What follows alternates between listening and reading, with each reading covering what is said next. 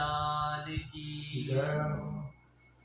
परम करुणामय श्री गुरुदेव भगवान की जय।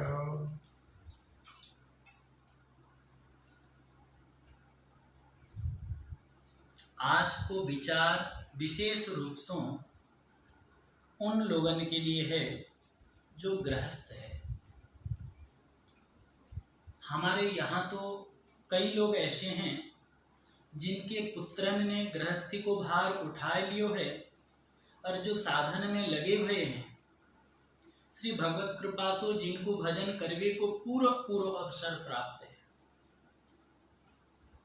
जब अपने संतान संतति अपने घर गृहस्थी का कार्यभार संभालने के लिए योग्य हो जाए तो हमें और गृहस्थी में न फंसते हुए अपने आप को प्रपंच से मुक्त करते हुए हरि भजन में लग जाना चाहिए। हर गृहस्थ के लिए हम तो गृहस्थ है, भजन कहाँ कर पाएंगे और भजन नहीं कर पाएंगे, ऐसा मनोवृत्ति नहीं रखनी चाहिए। सही ढंग से हम विचार करें तो हम भगवान के हैं और भगवान हमारे हैं, ये भाव रखना चाहिए। हम संसारी हैं, हम गृहस्थ हैं, हम कहाँ भजन कर पाएंगे, ये ऐसा दुर्बल मन वाला नहीं होना चाहिए साधक को। गृहस्थी में भी भगवत भजन हो सकता है और विशेष रूप से भजन में लग जाना चाहिए जब अपने संतान संतति अपने कार्यभार संभालने योग्य हो जाए। हम तो न जाने कब या संसार से चल बसे, जीवन को कोई भरोसा नहीं। हरदम ये चिंता करना कि ये मत सोचना कि हम 100 साल जिएंगे, 90 साल जिएंगे, क्या पता है, क्या भरोसा है इस जिंदगी का जो कि साथ देती नहीं है किसी का। क्या 30 साल के जवान नहीं मरते? क्या 40 साल के आदमी नहीं मरता? 50 साल में लोग नहीं मरते? 60 साल में नहीं मरते हैं? तो फिर ये क्यों सोचे कि और कुछ दिन संसार में रह ले। जब से ये विचार आ गया कि भगवान का भजन करना चाहिए, तब से संभल जाएं, सावधानी से धर्म पूर्वक जीवन यापन करते हुए, शास्त्र निषेध कार्यों से अपने को अलग करते हुए भगवत भजन में प्रवृत्त हो जाए, भगवत भजन में लग जाए। और विशेष रूप से तो घर गृहस्थी का कार्य जब संतान संतति संभाल ले तब तो विशेष रूप से लग जाना चाहिए और कोई भी बहानाबाजी नहीं करनी चाहिए। जीवन को कोई भरोसा नहीं, परंतु आप लोगन की जैसे रहनी आज हम देख रहे हैं, यहाँ सो बड़ी प्रसन्नता है। जो गृहस्थ लोग भगवत भजन में लग गए हैं उनको देखकर श्री गिरिराज वाले बाबा सरकार कह रहे हैं कि हमें बड़ी प्रसन्नता है। जैसे गृहस्थ भी हो तो कोई बात नहीं, हाथ में माला झूली हो, जिह्वा पर रसना पर हरि नाम हो, कृष्ण नाम हो, राम नाम हो, मस्तक पर ऊर्ध्वपुंड हो, रज हो, गले में तुलसी का माला हो,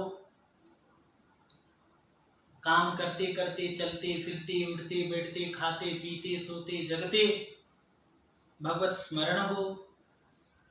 तो फिर ये नहीं कि विरक्त आश्रम में ही भगवत प्राप्ति हो सकती है, गृहस्थ आश्रम में भी हो सकती है, लेकिन ऐसे जीवन होनी चाहिए।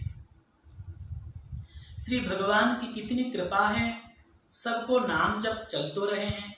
बड़ी प्रसन्नता होती है जब जितने लोग आते हैं, साधक लोग अपने हाथ में माला लेकर हैं, छोटे छोटे बच्चे भी हाथ में वो मशीन लेकर भगवान नाम जप करते हैं, तो ये कितनी बड़ी प्रसन्नता की बात है। कोई कामों से बात नहीं करे हैं, पर चर्चा पर निंदा वाद विवाद लड़ाई झगड़े प्रपंच को लेस नहीं है। सब अपने अपने काम में लगे रहे हैं, और चाहे आश्रम हो चाहे आपका घर गृहस्थी हो, ज़्यादा आप बातचीत करेंगे, पर चर्चा पर निंदा आदि होगा तो घर में कलह अशांति होने का संभावना है। लेकिन अगर घर गृहस्थी हो चाहे आश्रम हो, अगर हम अपने भजन में मस्त रहेंगे, अपना सेवा करेंगे और अपना भजन करते रहेंगे तो फिर अशांति होने का भय नहीं, घर में शांति बना रहेगा। हम जाकू देखे हैं वही भगवान नाम जप में लगे दिखाई दे, कितने सुंदर जीवन है। अब हमारे प्रयत्न यही के लिए है कि यह बात जीवन भर निभ जाए। यदि जीवन भर निभ जाए तो यही जन्म में बेड़ा पार हो जाएंगे। जैसे हमारे यहाँ जितने भी साधक आते हैं सब लोग यहाँ भी भजन करते हैं, माला जपते हैं, गले में तुलसी, मस्तक पर रुद्रपुंड, बहुत अच्छी बात है। लेकिन जो सत्संग में चर्चा आदि होता है और आज होने वाला है, इस चर्चा को अगर हम जीवन भर निभा ले अपने, तो अवश्य ही इसी शरीर में इसी जन्म में बेड़ा पार हो जाएगा। देखिए, मानव जीवन को परम लक्ष्य यही है कि यही जीवन में भगवत प्रेम प्राप्त करके भगवत सेवा में पहुंच जाए। इसी मार्ग में मोक्ष या मुक्ति को बहुत महत्व नहीं देते। हम जिस मार्ग पर चल रहे हैं, संतों के वाणी का आश्रय लेते हुए, इसी मार्ग में बहुत महत्वपूर्ण है और जीवन का परम लक्ष्य यही बनाना चाहिए कि इसी जीवन में भगवत प्रेम को प्राप्त करेंगे। भगवत प्रेमी जिस मार्ग पर चले हैं, हमको उसी मार्ग पर चलना है। ये दीवानों की अगम पंथ है, हमें इसी मार्ग पर चलना है और भगवत प्रेम प्राप्त करके हमें भगवत सेवा प्राप्त करना है। भगवान की नित्य धाम जाकर नित्य धाम में हमें नित्य सेवा प्राप्त करना है। या की प्राप्ति के लिए ही जीवन भर तैयारी करनी है।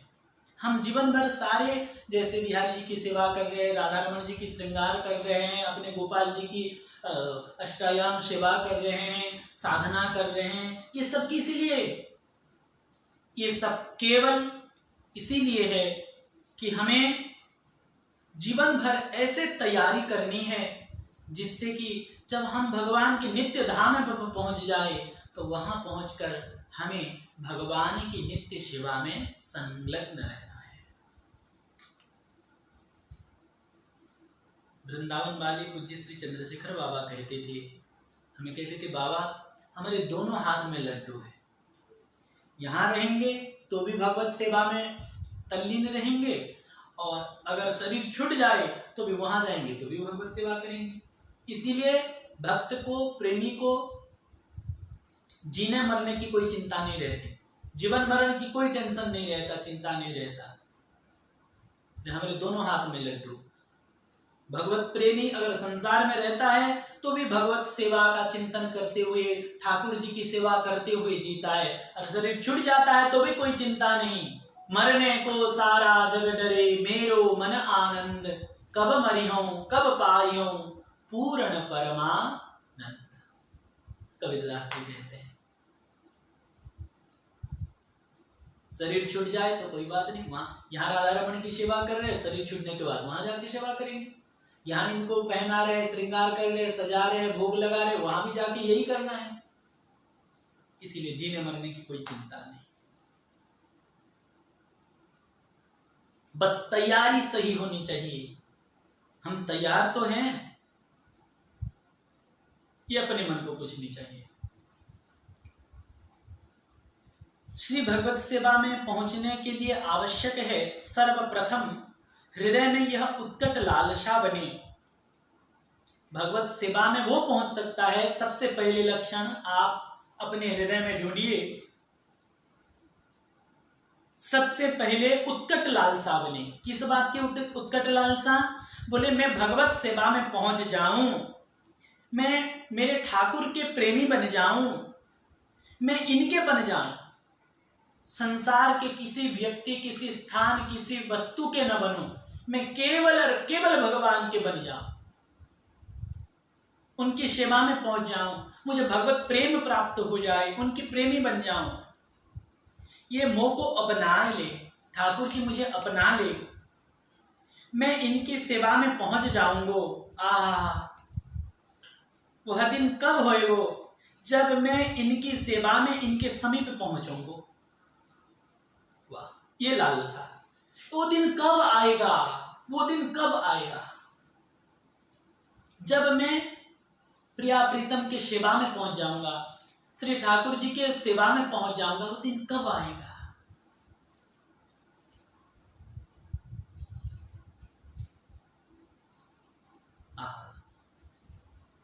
ये मोह को कृपा पूर्ण दृष्टि से देख के निहाल कर देंगे। जब मैं उनकी सेवा में पहुंचूंगा तो मुझे अपने करुणामय दृष्टि से निहार कर मुझे निहाल कर देंगे।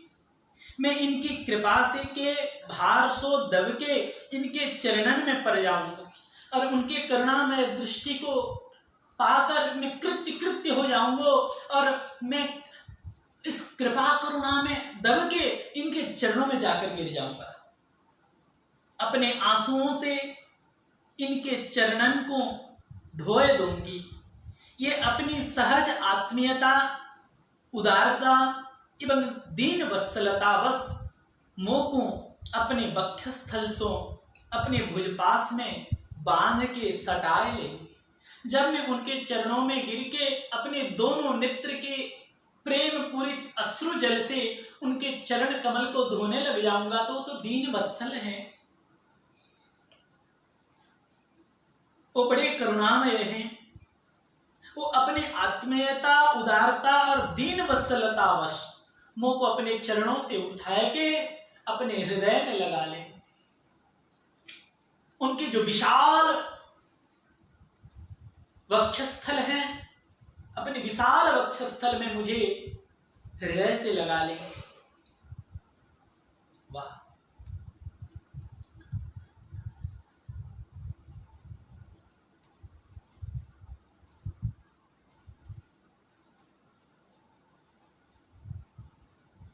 कब वो दिन आएगा?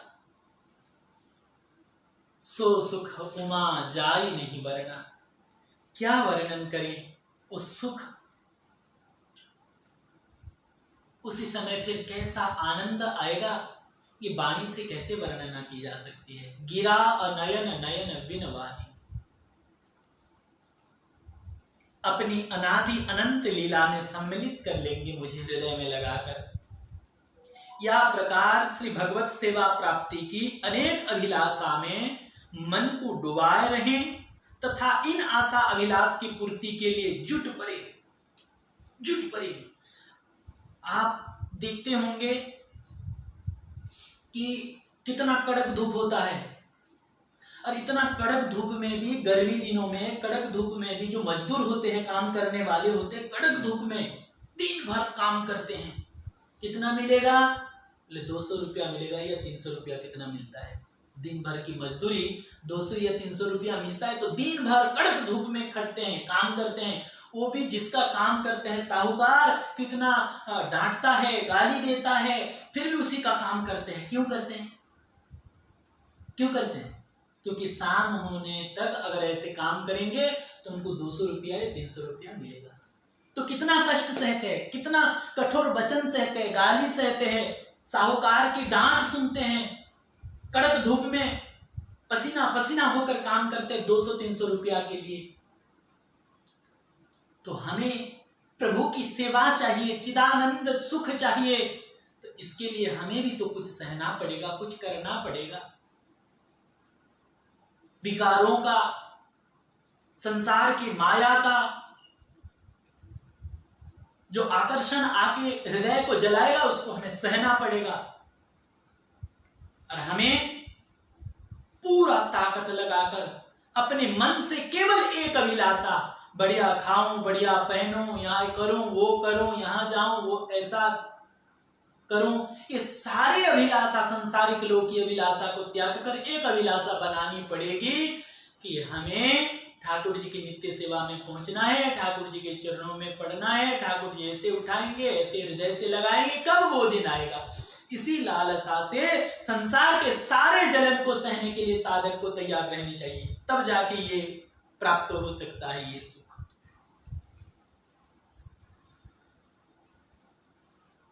या प्रकार श्री भगवत सेवा प्राप्ति की अनेक अभिलाषा मन को, इस अभिलाषा में मन को डुबाए रहें तथा इन आशा अभिलाषा की पूर्ति के लिए जुट पड़े।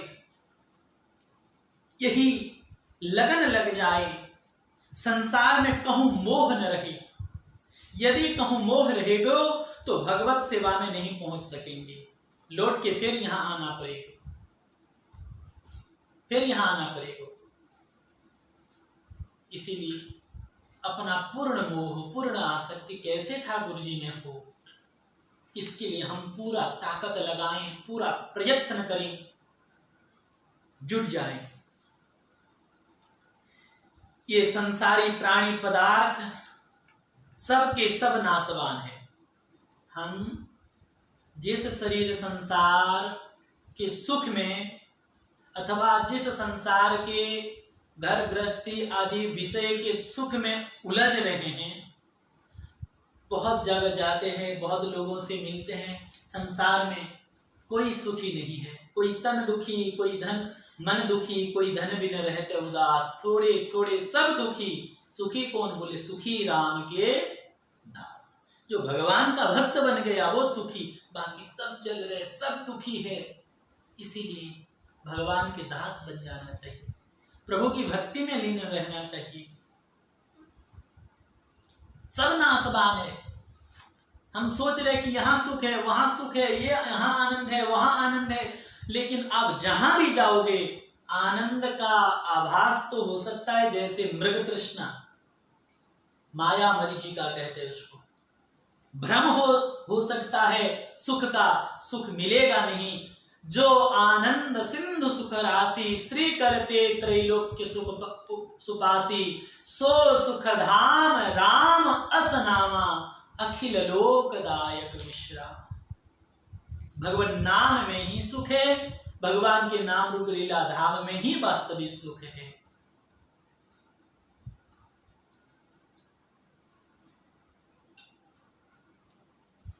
ना स्वर्ग में ना अपवर्ग में, कहीं नहीं।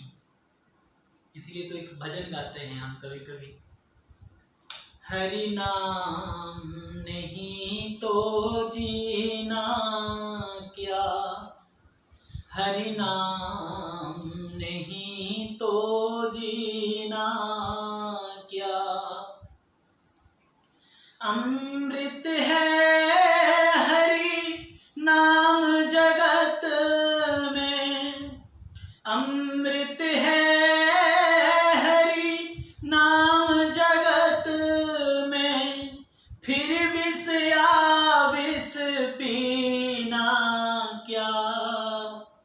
हरि नाम नहीं तो जीना क्या, हरि नाम नहीं तो जीना क्या।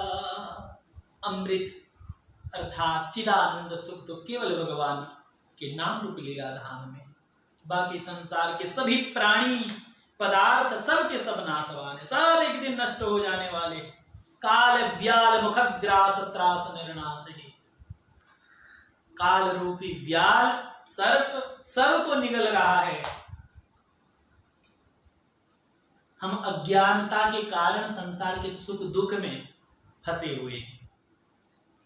सही मायने में जैसे बलि देने वाला पशु को, बकरा बकरी क्या मारते ना, बलि देते हैं, उसके पहले उन लोगों को जो है चंदन लगाया जाता है, माला पहनाया जाता है और कुछ खिलाया पिलाया जाता है, तो बड़े वो लोग खाते पीते रहते हैं।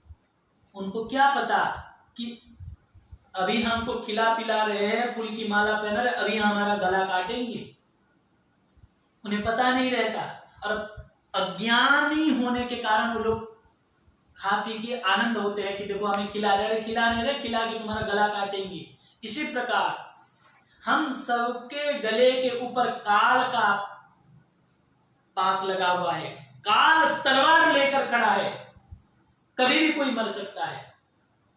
कहीं से भी खबर आ जाती है अमुक व्यक्ति चला गया, अरे वो व्यक्ति चला गया, वो तो आधा घंटा पहले मुझसे मिला था, बात किया था। हाँ बोले हाँ चला गया, किसी को पता नहीं।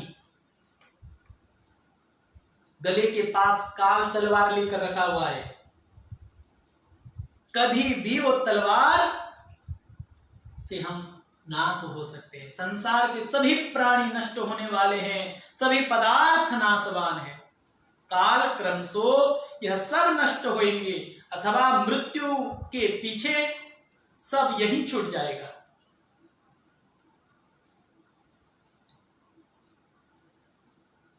या तो हमें छोड़ के जाना पड़ेगा, या ये सब हमको छोड़कर चले जाएंगे, ये बात पक्की है। ये घर जाको तुम अपने मान रहे हो, यही रह जाएगा। हम अपने घर मकान कितना सुंदर सजाते हैं, करते हैं, लेकिन सब यहां रह जाने वाला है। ये धन जो तुमने बटोरे हैं, तुम्हारे साथ एक कौड़ी हो नहीं जाएगी।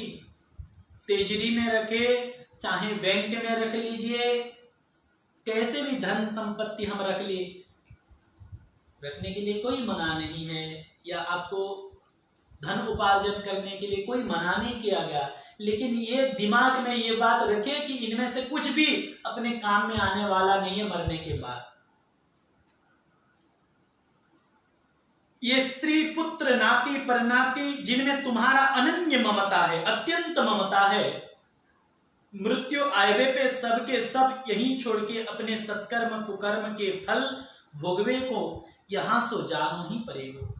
हम जितने भी पोता नाते हैं परनाती ये सब देखते हैं कि कोई अपने काम आने वाले नहीं है, सब को हमें छोड़कर जाना पड़ेगा, या कभी कोई भी हमें छोड़कर जा सकता है। इनके मोह में फंसी के पाप मत करो। अरे यही विचार करो कि यह मनुष्य शरीर लेके तुम काहे को आए हो। भारतवर्ष में जन्म, फिर मनुष्य शरीर, और किसी को भगवान के धाम ब्रजभूमि मिल जाए तो क्या बात। फिर संतों का संग, कितनी कृपा, अनुमान करो, चिंतन तो करो, कितनी कृपा।